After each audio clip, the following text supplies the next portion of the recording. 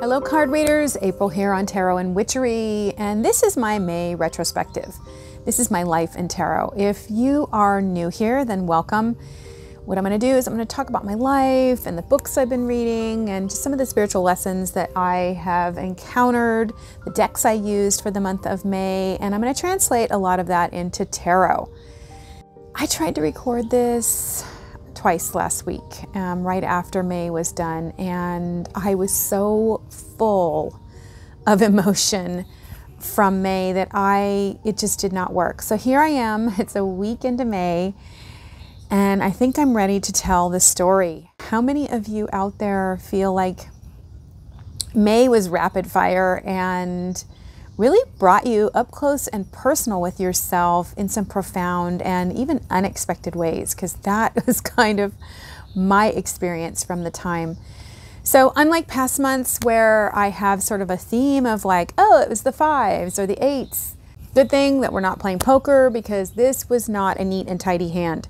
This was the kind of hand where you go, what the heck am I going to do with it? The good thing is that the game of life is not the game of poker. And so a mixed bag can be something that's very fulfilling, although I would say this month was challenging. I just want to warn you, this could be a little rambly because it was really a month. It was really intense.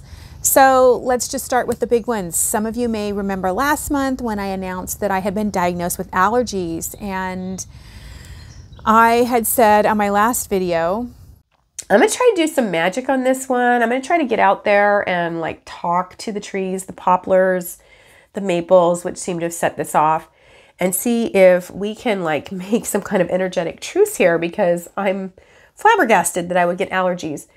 Well, no magic needed. No magic needed, because just a few days after recording that video, my husband got sick with what I had.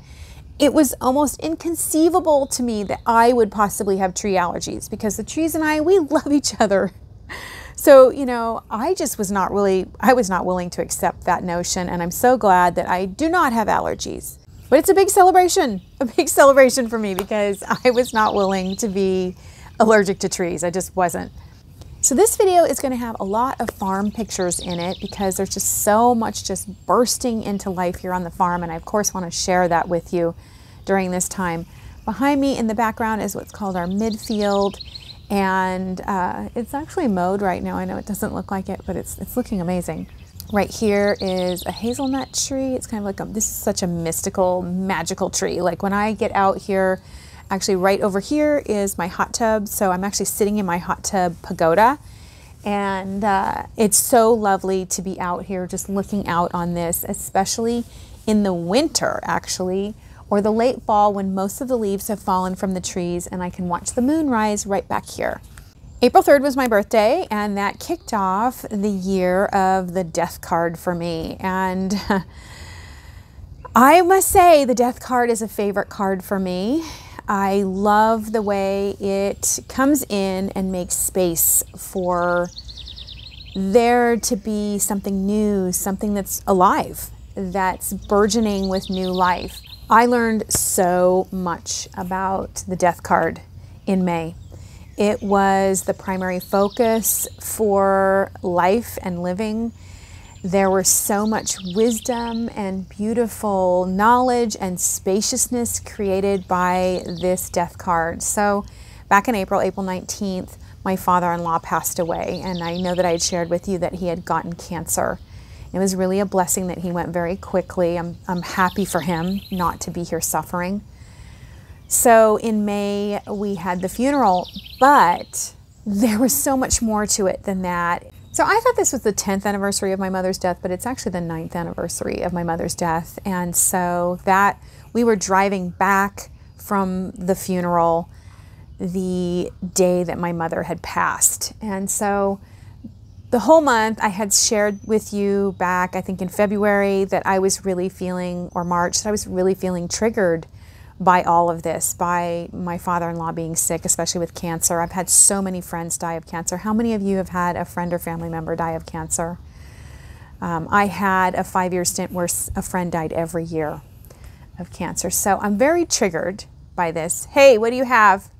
Okay, I'm back. It was just Hagrid. He was carrying something large in his mouth, and I didn't know what it was, but it's a bone. They go out into the forest here, and they bring back all sorts of stuff. In many ways, this was a very trying time for me. Whenever you're dying, it's trying. And so again, I was reliving my mother's death. I was dealing with my husband's grief over his father's death.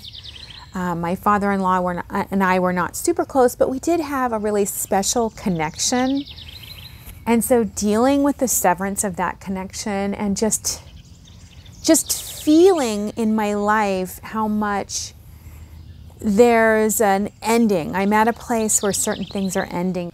And the first 14 days of the month, basically, I was dreadfully ill. Like I could barely do anything. And so it really made me be still with myself and really listen. The best I could do would be to get up and walk around the farm, and it really brought me back in touch with simple joys in life and how important it is to me to be able to just walk around my farm and to have such a beautiful place to enjoy, you know, to see all of the brand new sprouts. My calendula came on in full force, as did the thymes are just looking lovely out in my garden. It was a time of counting the rosebuds, taking strolls around the garden in order to just be with the bees. Like the sun was finally coming out. It was a really, really wet May, but we had so much just bursting into bloom. Here's my golden chain tree with my golden showers rose. And of course, my Queen Elizabeth came on really early. It's the first rose that always comes on. It's right next to my chicken yard here. Just getting out and watching the hens and just enjoying the simplicity of being slow, of slowing down.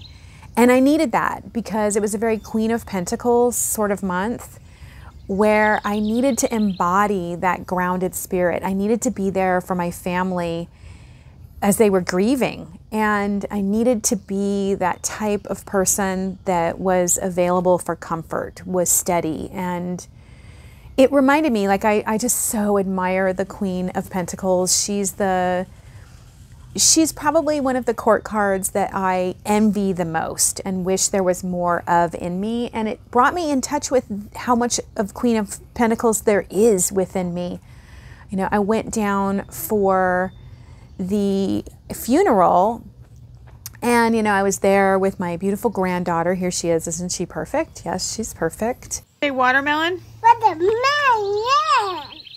My 3 daughters and son were down there with us, as well as my granddaughter. So I was really there with them, and I was helping the family. I was helping my mother-in-law a lot.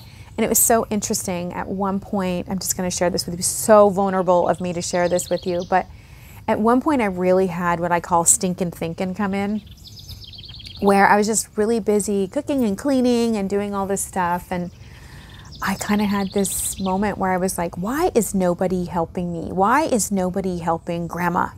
I started to get frustrated, and it was just, I had had that break at the beginning of the month, although I was sick, not the best way to take a break.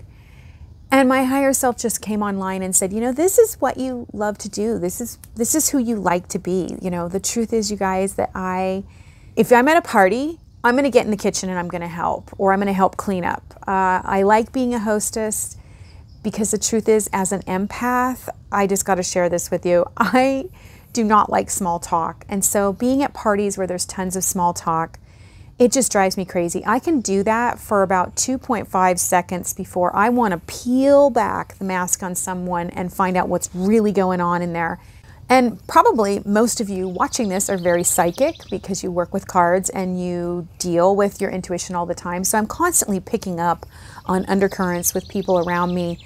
And so, you know, I use activity as a buffer at big social events so that I do not have to be overly engaged with people. So, you know, my higher self came online and was like, that is just really not real, and it's not honest, April. And that attitude, which is something that I've had for years. I have Cancer rising. Who has Cancer rising out there? We can be one of those people that's kind of like, oh, I'm suffering for everyone. Say it, Cancers. You know that's true because you're over servants. But my higher self just came on and was like, that has to die. It's time to let that go and really embody your Queen of Pentacles and allow yourself to really enjoy the fullness of being a servant in this way and the ways in which you like to serve and the fact that it really works for you. And it's time to really let go of some of those more negative aspects of being Cancer rising, or even just, you know, Cancer anything, you guys. We can do it because we do jump in to meet needs. It's just something that we feel better doing, that mothering, nurturing. And time to step into the more empowered goddess aspect of Cancer, that Mother Earth, embodiment where it's very natural and flows from a full heart. And I was so grateful that I'd had that 14 days off so that I could flow that way. The other big aspect of death for me right now is that I feel like I had my uterus out 2 years ago, but I still have an ovary. But I had been in perimenopause before that, and I feel like I'm in the death throes. Like that ovary is in the death throes right now. Yeah, anybody out there, what herbs are you using for hot flashes other than black cohosh? Or if you have a supplement that you swear by for your menopausal symptoms, please let me know down below. In some ways, going through this has been rough. You know, I've definitely had some mood stuff, mainly more like I just want to scratch your face off sort of thing, rather than the depression thing, which is good. But for me, it's very exciting. It's very exciting for me to move into the magic and the power of the dark moon phase. Like that is thrilling to me. And so I'm enjoying this walk through that door, through that death door to the other side, because I do feel, and I'm going to do a video on the death card because I've just learned so much over this last month. Man, the cards have been speaking to me. My angels and guides have really been speaking to me about this, and I've just meditated so much on it. But death creates a spaciousness in your life because something is removed, and then there's this opening that occurs. It can almost create a vacuum. And during that time, it's so interesting to see what the universe draws into that space for you. And for me, it drew me back to the garden. It drew me back to the earth. It brought up for me just that Page of Pentacles energy. That Page of Pentacles energy really stirred in me again. 5 years ago, I got out of the garden. I let my garden go for 2 years because I needed to do more shadow work, and I really delved inside, and I really just dove into tarot very deeply and shadow work very deeply, and I just let everything on the farm go. I literally was like, hands up, let it go. And over the last couple years, I've gotten back into really getting into my garden. So just the joy of that, the joy of connecting with the preciousness of life. The Page of Pentacles really understands the preciousness of life. And there's so much deep within her. Look at this rendition. I love this rendition here of her from the Star Tarot. It's just so beautiful, and it really shows that creative sense of carrying within you just the joy of creation. It's almost like she's a mini empress in this card. And in some ways, the Page of Pentacles is very much like that, has that. But it's more of a burgeoning joy for the creative capacity and the creative capacity that she sees around her. And that was very much true for me. It was a coming home, because we don't move in a linear fashion through life in a straight line, but we rather spiral. I would say we spiral up so that we come from this upward trajectory so that we can look back down on life below us, the last rendition of ourselves. And so in many ways, this was a full circle for me, coming around again and having a chance to see myself and my love of gardening and the procreation of the earth and our connection to that in a new and fresh and profound way as my ovary is dying. It's so profound and beautiful. And such an incredible magic. And I do want to share this magic with all of you this month. So years ago, I was thinking about it, it's like 16 years ago, I committed to praying for whatever president we have every time I hear a whistle blow, a train whistle blow. We live around trains, and so off in the distance you can hear the whistle blow. Sometimes I'll wake up in the middle of the night and hear a whistle blow, and I just pray. I send blessings and wisdom to whatever president we have. With that being said, I decided I'm going to make really good use of these hot flashes, because when I'm having these hot flashes, I know that my body is just like, it's like Kundalini energy. It's like Kundalini energy, just the fire is on, and I want to utilize that energy. So what I decided to do is every time I have a hot flash, I have a prayer that I pray over my body. There's a blessing that I release out into the cosmos as I connect with my fullness. I'm not going to share what my spell is, what my incantation is. That's personal. But I did want to share this magic with you because maybe there's something that you're trying to work on in your life. Maybe it's a big thing. And I have found that this has been a wonderful way to train your consciousness to really tap into the magic that's around you, but also to make big strides really quickly. So by choosing some kind of repetitive event in your outside world, some kind of trigger, and creating an incantation, a spell, a prayer, a blessing, whatever it is you feel, whatever wording you feel comfortable with, that you release at that time, every time you hear it. It's an amazing way to build a stream of consciousness into the fabric of your reality. And that's really what magic is when we are taking that stream of consciousness and weaving it, can you see her back there? And weaving that into our conscious reality. So I'm going to ask Saturnarian, do you feel like that's high magic or low magic? Because you had mentioned this in your last video.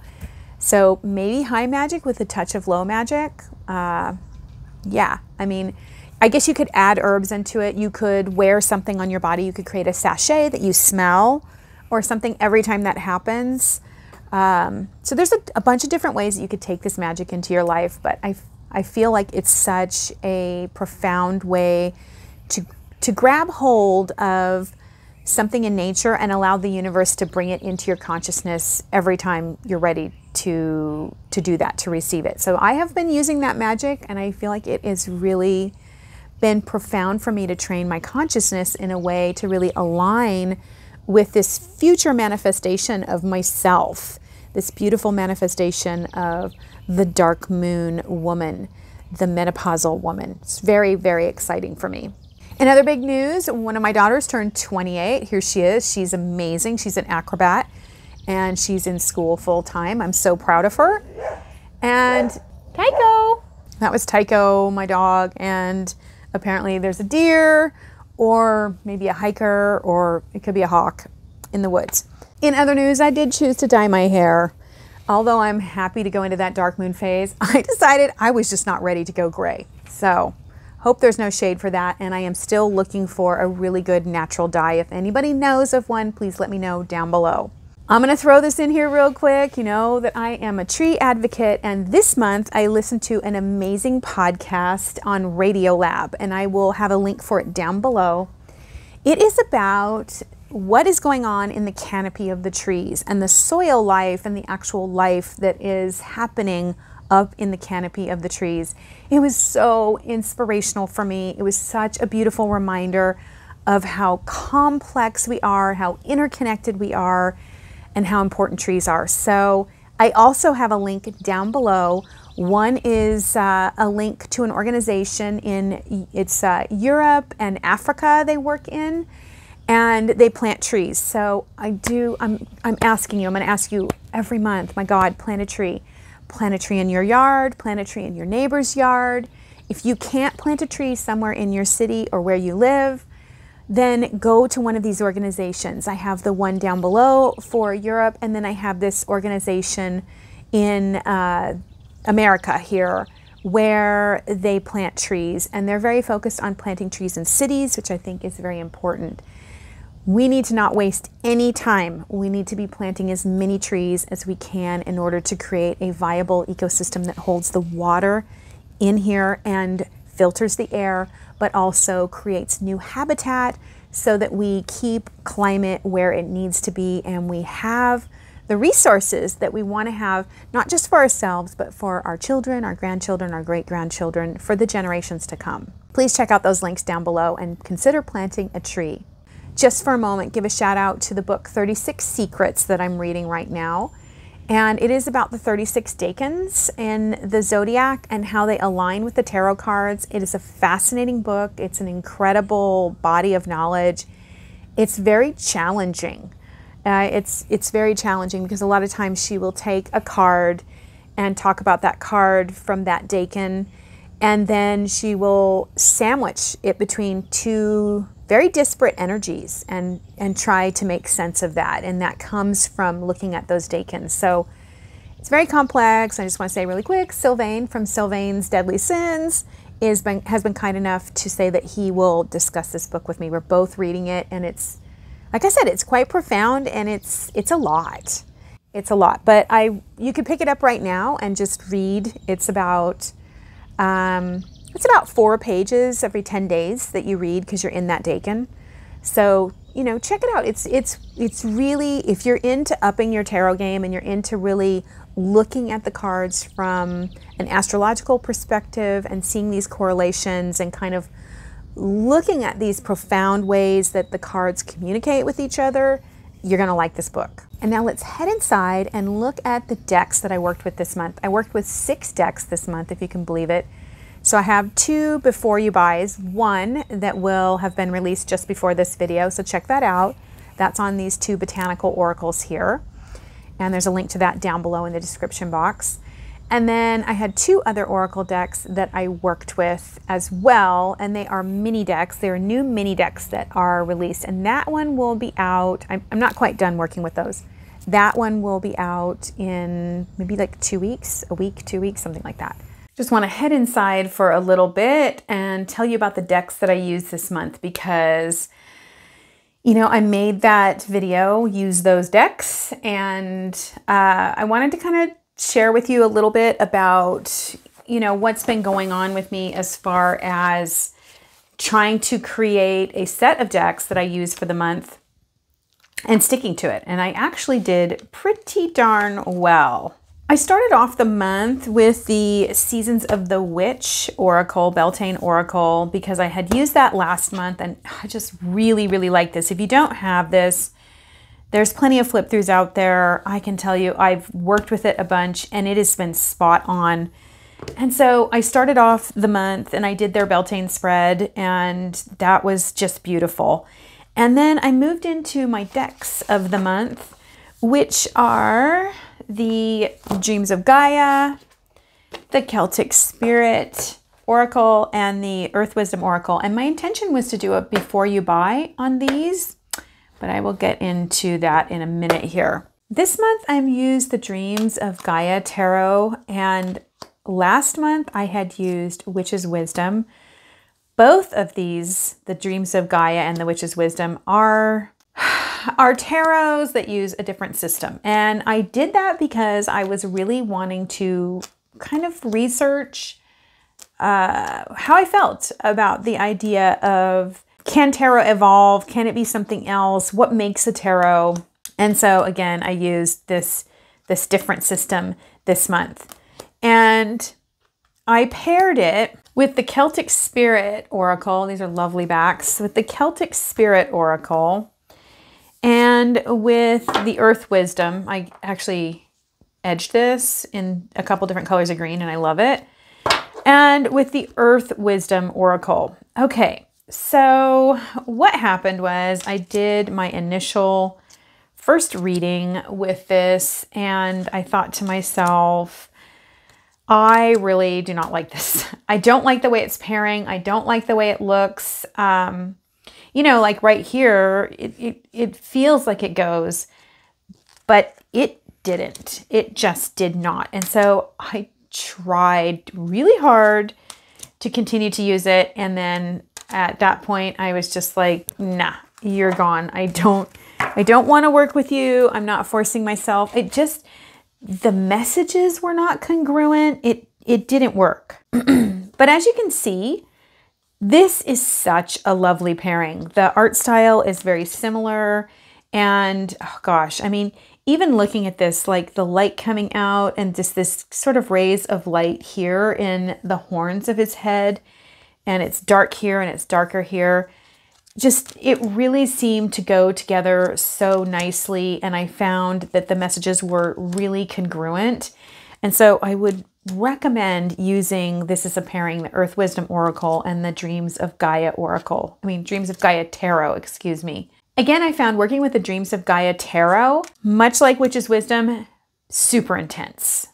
Absolutely beautiful. The creator has done such an amazing job of creating something that goes very, very deep and really brings you to understanding yourself, which was great for my month where I was really experiencing this initiation into death, the death card. It really, really was fabulous. That being said, it is not a light deck. And I found it difficult to do anything more than one card at a time. And I want to show you that I edged it in this blue, and it's lovely. It's so pretty.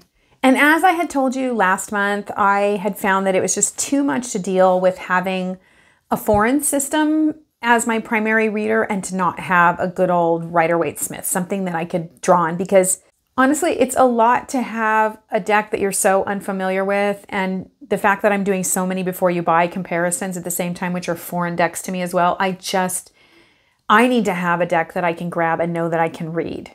And for that, I chose the Green Witch Tarot, which I had gotten quite some time ago and had somewhat worked with, but not gotten familiar with. And I'm so glad that I did choose to work with this. It was perfect with the Dreams of Gaia being like so intense and dreamy and deep. Although this is deep and it has this wonderful Avalonian twist to it, it's such an easy reader. It's such a clear reader, and I felt like it was lighter. It was lighthearted. Like, look at this, even the death card here, Lord of the Shadows. This is totally what I was feeling. This sense of something greater right there, with death being the doorway that was in front of me, and knowing that it's a stepping through over the year, not just right now, but all year long. I will be stepping through that door in order to be reborn into all sorts of new things. And the thing is, we don't know what's on the other side of death, do we? We just know that I believe there is something there. And so I look forward to all of those discoveries, because it's a death on many levels, and it will be multiple deaths. And yeah, I'm really excited for what that means for me. And since I do like to pair my tarot with Oracle, I paired it this month, and you can see right here, I paired it with the Avalon Magic, the little mini deck, and the Druid Wisdom deck. And I will be doing a before you buy on this. And I just thought they work together really, really well. I wanted to share with you this page because I'm really proud of it. It just turned out really beautifully. These are actually two different readings on different days. You can see the 14th and the 15th here. You can see I didn't do a ton of readings this month. It was just so darn busy. I haven't even done my May cover page yet, like normally I do a cover page as I begin the month, and I just never did. So, but I loved kind of some of the different ideas that I came across. I love doing this. This is the Botanical Oracle Before You Buy that will be coming out next week. And I love doing these comparisons in these columns. And it was just kind of fun to create a page and then do separate readings around it if you're looking for journaling ideas. And this is just a little message for those of you brave enough to make it all this way with me. Thank you for traveling this far. Sometimes I think that we make magic so complicated. We want it to be like something we read in a book or saw in a movie. This month really reminded me that magic is in my relationship to the world around me. There is no magic found in a tarot or an oracle card. The magic is the relationship, the connections that I find with myself and the cards. When I set time aside to sit down with my cards, to create connection between the world that's within me and these pieces of paper that I've chosen as a vehicle to explore that inner world and connect it with the outer world that I perceive flooding my conscious mind. So, if you're at the beginning of your tarot and oracle card journey, my advice is to sit down and read the cards. And if you've been reading for quite a while, my advice is to sit down and read the cards. And if you've been reading forever, my advice is to sit down and read the cards. Because in so doing, you make time for yourself and you remember just how magical connection is in this world. And the most significant connection of all is the one that you have with the consciousness that you carry around. Until we meet again, may you find the strength to not overcomplicate it, to simply sit down, make time for yourself, and read the cards.